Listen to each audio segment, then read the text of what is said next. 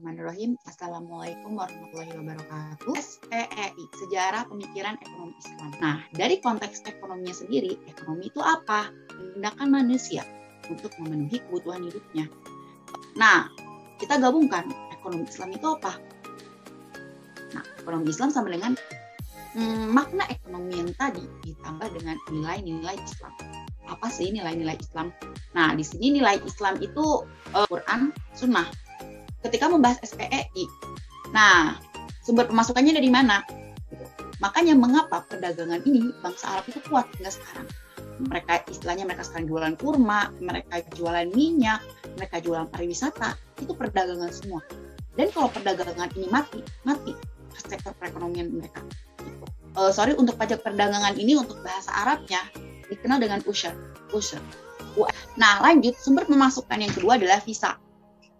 Ketika dulu namanya jizyah. Jizyahnya apa? Batasannya itu kamu Islam, kalau kamu hidup di negara kami, kamu tidak berbayar. Tetapi jika kamu non kafir, jika kamu kafir, kamu wajib bayar jizyah. Gitu. Lalu yang ketiga ada pajak wilayah. Pajak wilayah ini mungkin seperti negara bagian. Negara bagian Islam ini luas. Islam melakukan ekspansi, Islam melakukan perluasan, karena dulu Islam cuma Mekah Madinah. Lambat laun pindah ke Syam itu Irak, Iran, ke Mesir, ke Afrika, ke Sudan, hingga ke Spanyol, Cordoba. Nah, negara-negara yang jauh ini wajib bayar pajak wilayah. Apa namanya? Kharaj. Kharaj ini artinya kharaja yakhruju, artinya di luar. Wilayah di luar inti.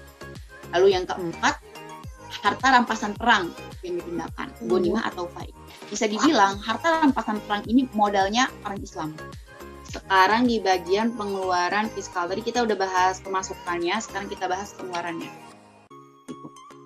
Nah, pembayaran upah, gaji pegawai itu pasti, lanjut dana pensiun. Nah, lanjut biaya pertahanan, lanjut pembayaran utang, pembebasan budak muslim itu, lanjut hadiah untuk tamu, delegasi-delegasi itu disajiin, bukan uang pribadi yang keluar uang negara, dan cadangan darurat. Pada masa Khulafaur Rasyidin ini Abu Bakar kebijakan ekonominya banyak untuk pemerintahan militer karena banyak kaum muslimin yang murtad. Umar bin Khattab ini benar-benar pemerintahan seutuhnya, dalam arti dia benar-benar memerintah manajemen manusia bukan dalam keadaan darurat. Di antara 4 khalifah yang paling tua itu Utsman. Makanya kenapa ketika pemilihan Khulafaur Rasyidin nama Utsman ini dari awal selalu masuk. Ketika masa Abu Bakar, Utsman jadi pilihan. Ketika masa Umar, Utsman selalu menjadi pilihan. Gitu. Dan terakhir Ali ini menantunya Nabi, istrinya Aisyah. Kita tahu posisinya Aisyah itu bagaimana. Cuman posisinya Ali ini mungkin saking Ali ini lemah lembut, pemerintahannya ini cenderung kurang otoriter. Di Umayyah ini masih tipikal memperbaharui ilmu agama.